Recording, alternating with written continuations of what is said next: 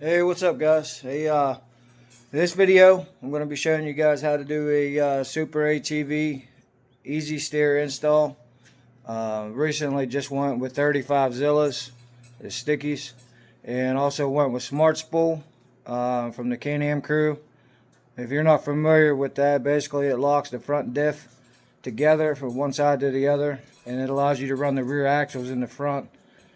If you're into crawling or being aggressive with your machine, it's a good idea to go check them out. It's worth every penny. But with doing all that, it makes it a lot more difficult to be able to steer. So basically that's what I'm doing right now is I'm working on upgrading my steering components to go along with all the other ones. So I'm going to show you guys the journey. It's not really going to be a how-to, just kind of a, hanging out in the garage and going through it, showing you what I'm going through. So let's get going. So basically you have some T30 fasteners. We have to take this dash piece off on this side.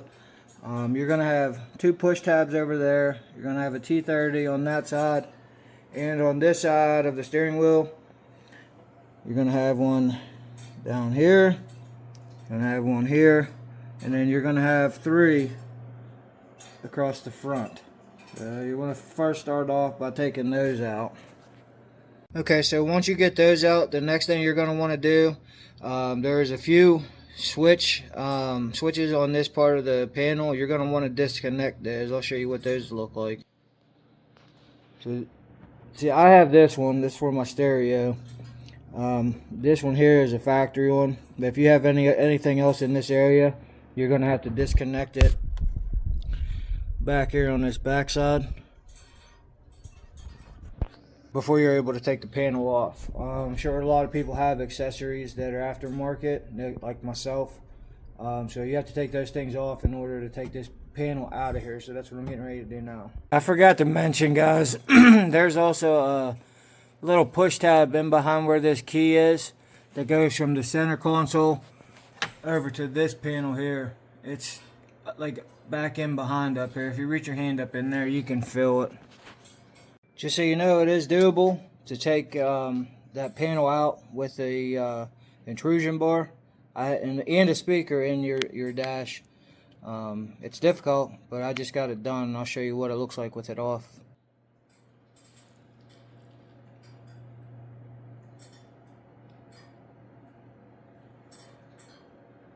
Now I do have a few extra accessories in here. Yours may or may not look like this. Okay, so basically next you have to take off the tack. I already did it. There's a bolt there and a bolt there. It's a T30 10mm nut on the bottom side of it. Just take that off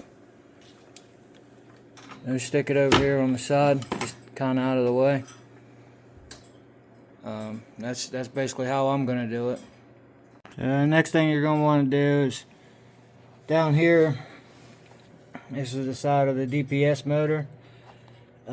Careful with this, but this little whitish silver piece, it slides back, and then up underneath right here you can push on that and then wiggle this connection off of here. You're going to want to tape this up real good because you're not going to be using this. So once you loosen this cable up, you just pull it off, and I think what I'm going to do, I'm going to get it taped up, and then I'm probably going to just zip tie it up here somehow where it's out of the way. I'm not quite sure exactly where I want it yet. It's just got to be tucked somewhere secure and out of the way where it ain't going to get a bunch of moisture in it. Key thing with this is you want to make sure you get this end taped up real good because you don't want moisture to get in there. The next thing you're going to want to do is down here on the lower shaft, there's a rubber boot.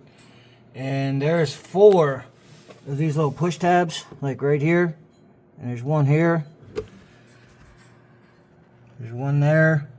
There's one down there. You want to take those push tabs out, and then you're going to take this piece of rubber garment. It's a dust boot. You're going to slide it up onto the shaft. There's a bolt that's right here on the yoke. You're going to want to undo that off of the steering rack. This is kind of awkward, but I'm going to try to do this one-handed. Pull this back to show you what I got going on here. I got the boots out already.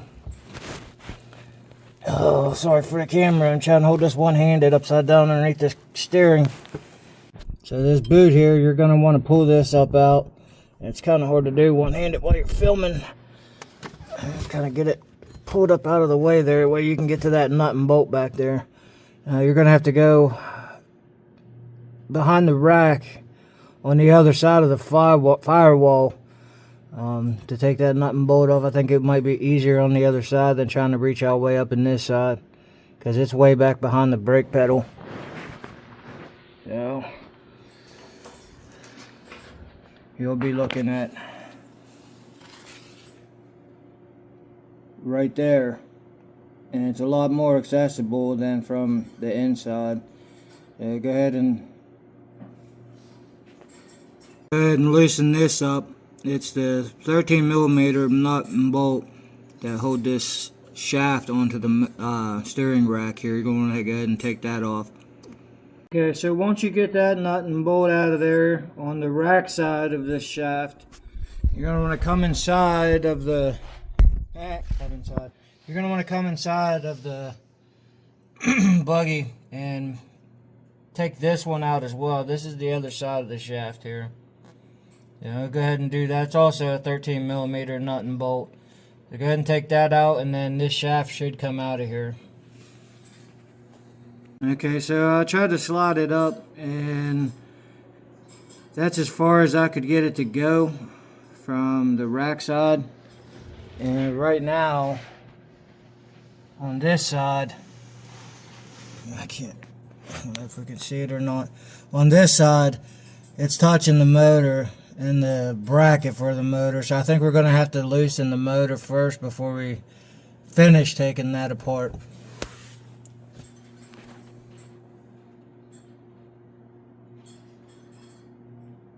Needless to say, that needed to be done anyway, so it's not that big a deal. I guess we'll go ahead and proceed to get the motor out of there, and then we should be able to slide that shaft off of the motor. So here's the next thing that we're getting ready to do. We're going to take the two bolts that go down through the top of the motor to hold the steering rack and everything together, the steering wheel. We're going to take those and we're going to loosen the two nuts that are sticking up. We're also going to remove the steering wheel. Mine's a little bit different since I have an aftermarket steering wheel. So if you have a stock steering wheel, there's a cap in the center. You'll just peel that cap out of there with a small screwdriver, and you'll see the nut that's in behind there. Mine's a little different. I have the 6 screws that go around, and then the wheel comes off, and there's a hub behind it, and behind there's where the nut is. So I'm going to go ahead and take my steering wheel off, and then there's the two nuts that I was talking about, and right there's the two bolts that I was talking about. We're going to take those off, and then on the steering stabilizer for the tilt wheel, there's an Allen key right there, and there's a nut on the other side. It has a little plastic cap. I want to take it off, and it went flying, so it may not be going back on. This isn't a showroom buggy. I actually use my buggy, to go rock climbing and stuff like that, so I'm not too worried about that little cap. So this side is a 4mm Allen. And the adjacent side, let me see where we're at here. I can't find it. Right there. There we go. There, it focused. That side is a 10mm. We're gonna go ahead and take that off, and then this shock column for the tilt will drop down. You're just gonna leave it hang down there. So I got the steering wheel off, and this will be the same nut. This will be the same nut that I was talking about. It'll be a 24mm. You just want to get that on there, and I'm going to use an impact gun to loosen mine up. I loosen it up and put it on that way. So go ahead and get that taken off. So I'm struggling right now to get this hub off. Basically what I'm going to do is I'm going to take the nut out that holds the the upper steering shaft to the motor. I'm going to take out that 13mm nut and bolt on the other side, of the steering motor, the DPS motor on the steering wheel side. I'm going to take that out, and then I'm going to take this whole assembly out and put it in my press to be able to press this wheel off of here. You may or may not have to do this, but you know, I was smacking it with the hammer and I was trying to pry on it a little bit, but I don't feel comfortable proceeding with that at this point. So that's what I'm looking at right now. That bolt that I was talking about, it's that one right there. I'm going to take that out, and I'm going to take that 13mm bolt right there out, that out that we already talked about, which will allow this to hang down. And then there's another, where is she? Can't see it from here. There's another 13mm bolt. Where the heck? Come on. It is right there. You can't really see it very well, but there it is. Sorry about that. That was kind of hard to get that on camera. But I'm going to go ahead and take those out, and then the whole assembly will come out. This hub and this whole this whole assembly here, this will drop down, and this whole assembly and the shaft will all come out together. I'll show you what that looks like as soon as I get it out. So what I ended up doing, I set the edge of this on my vise, and I gave the center of the bolt there, the steering column bolt, I gave that a couple whacks with my hammer. Nothing crazy hard. You can see I didn't even put a mark on it, but it was enough to get it to come off. So that's what I did. I didn't even use my press. Now there's a C-clip right there. Once you get your steering wheel or your hub off, see, you're going to want to take that C-clip out of there, and then the steering shaft will slide out of this piece. The shaft itself we're not reusing, but this piece that holds the shaft and the tack and everything goes onto, we're going to be reusing that. So we need to separate these two. So you're going to want to go ahead and get your shaft all nice and lubed up, and the O-rings. Make sure it slides into that housing real good. You know, lubed up giggity. This is basically what it's going to look like whenever the new shaft is slid into place.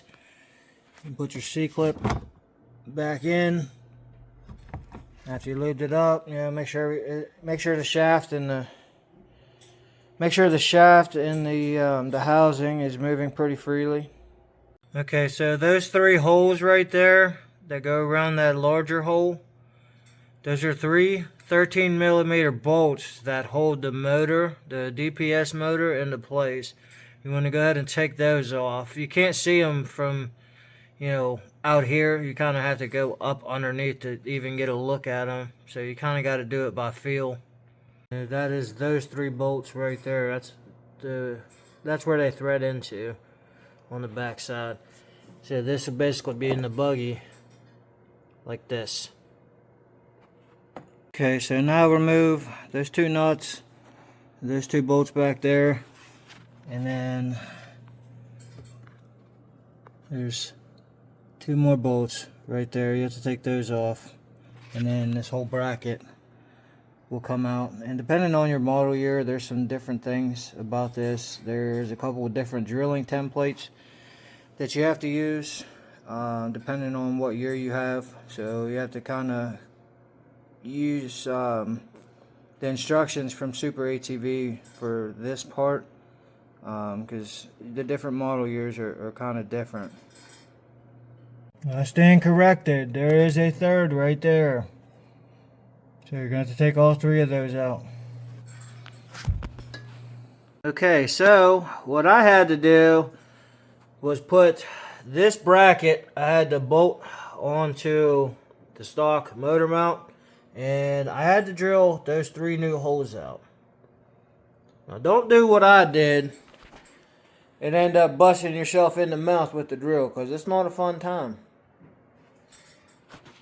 So now that you're done being drilled out with your template, or whichever part of that step you have to go through, you need to mount the motor mount back into its original location with the factory hardware. So with the factory hardware, you got to put those two nuts back in, those 2 bolts, and the 3 back here. Put those back in. I just have them loose right now. You do that, and then you have to mount the ECU to the ECU bracket. Let me grab it real quick. Let me flip you around. So this is the Superatv ECU, and the bracket, this is the bracket for it. You got 4 bolts that bolt the ECU to the bracket, and then these bar clamps that come with it. You gotta mount that to the bracket. After you do that, then you can put this in its location. The location for that, let me set this out of the way here. The location for that conveniently is right here where I have this this amp mounted. So what I'm gonna do is I'm gonna kind of dry fit it, and I'm gonna cut 2 notches out of this with my Dremel so I can put the bar clamp on the bar that goes across here. So that's what I'm doing next. Okay, so at this point I'm doing something a little bit different than what mostly everybody else is. Basically, I have an amp where the Superatv DPS ECU sits. So I can't put it in that location. Now, you may run into the same situation, I'm not sure. So I had to do things a little bit differently. So what I did is I put the power steering unit in first. And see, I had to cut out, I have a UTV stereo amp mount there, and the amp is up back in there behind there. You can't really see it that well, but right there is the clamps for the ECU. I had to cut that UTV stereo bracket, which is real thick plastic. It was hard to do actually. And I'm going to mount my ECU directly out from there. It's basically, sorry for the shakiness, I'm trying to do this and grab the ECU at the same time here. Basically, I'm going to put mine facing up. It's going to go in there just like this, and there's going to be plenty of room down here for the feet still. I know you're not really supposed to put the plugs facing up like that, but the ECU is watertight, and it also has rubber gaskets on each of them. Down the road, I may change it out, if I have issues, but for right now, that's my solution. I don't really know what else to do, so gotta make it work. I'll get to you as soon as I get the ECU in place. The motor mount, went back in, tighten all the bolts up on the motor mount, put the motor back in, and when you do that, you have to stick the shaft in onto the rack first. Just put your set screw on there because it'll fall off on you. Don't tighten it, just put it on there. Don't forget your rubber boot like I did. I had to take the DPS back off to put the rubber boot on there. And once you do that, then you can get your DPS kind of put up into place, get the shaft slid onto it, and then get your bolts started and get your bolts all up in, and then tighten it all up. Once you do that, you can put your set screw in the top of the shaft on the outboard side. You can tighten your nut on the steering rack, and once you get to that point, then you're starting to put the rest of the steering column back in, and excuse that, you're putting the steering column back in, and you're also putting the tachometer and stuff back in at this point. You're getting ready to wrap things up. The only thing you have left is to run your wires for your power. Okay, so I changed things up a little bit again because I wasn't really happy with having that DPS ECU down by the floor for me, if I would roll and hit my shin off of there or whatever. So I did a little bit of redneck ingenuity, and I just spent time moving it around. I'll show you guys exactly what I did. And before you comment or judge, it's actually really sturdy.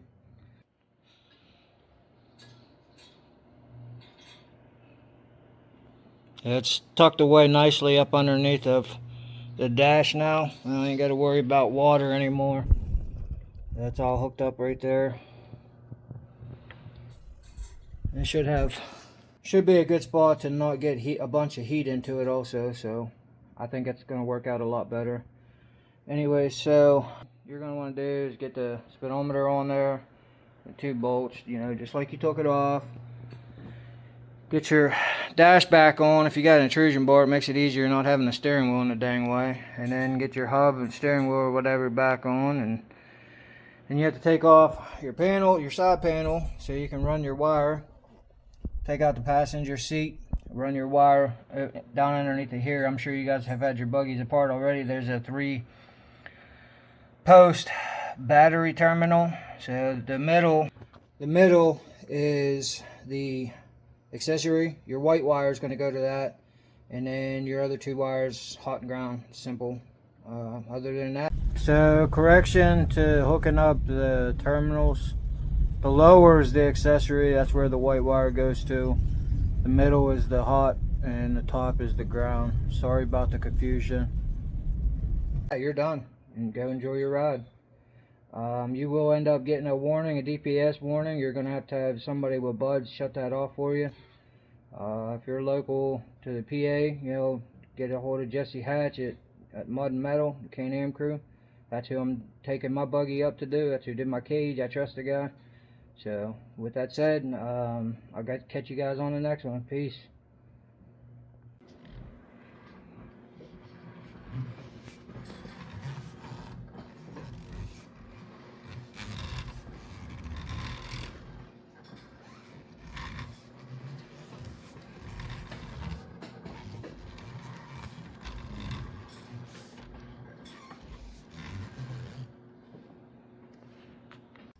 I know I kind of did an outro prior to me adding that clip of me open-handed turning the steering wheel.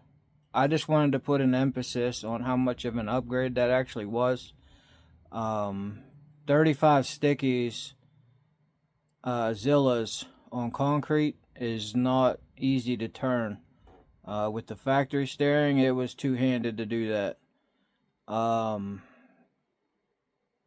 The noise you hear in it is just my hand rubbing up against the steering wheel, slipping on it a little bit.